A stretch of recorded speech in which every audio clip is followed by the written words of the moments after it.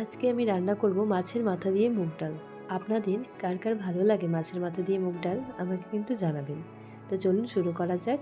মাছের মাথা দিয়ে মুগ ডাল বানানোর জন্য আমি 1 বাটি পরিমাণ মুগ ডাল নিয়ে নিয়েছি।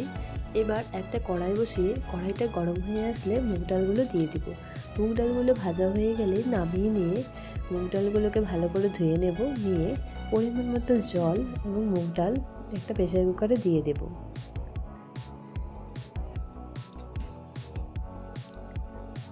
এবারে দিয়ে দেব লবণ আর দিয়ে দেব 6-7টা কাঁচা লঙ্কা। এবার প্রেসার কুকারের মুখটা বন্ধ করে 6-7টা সিটি পড়লেই নামিয়ে নেব। অন্যদিকে মাছের মাথাগুলো আমি আগে থেকেই ভালো করে ধুয়ে রেখেছিলাম। এবার মাছের মাথাগুলোকে লবণ হলুদ মাখিয়ে নেব। আর একটা কড়াই বসিয়ে কড়াইটা গরম হয়ে আসলে দিয়ে দেব বেশ কিছুটা সর্ষের তেল।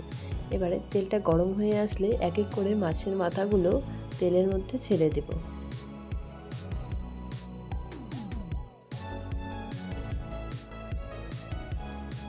দেখুন মাছের মাথার এক পাশ ভাজা হয়ে গেছে। এবার উল্টে আমি অপর পাশটাও ভালো করে ভেজে নেব।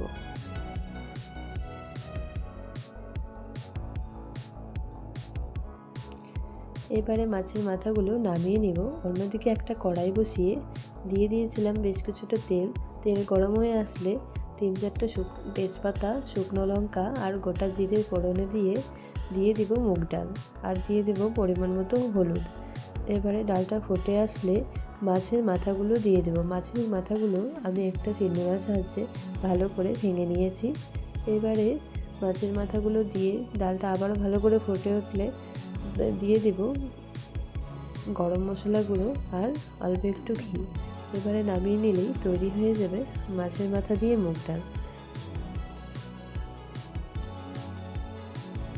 আমার রান্নাটি যদি আপনাদের ভালো লাগে একটা লাইক, কমেন্ট এবং শেয়ার করে দেবেন।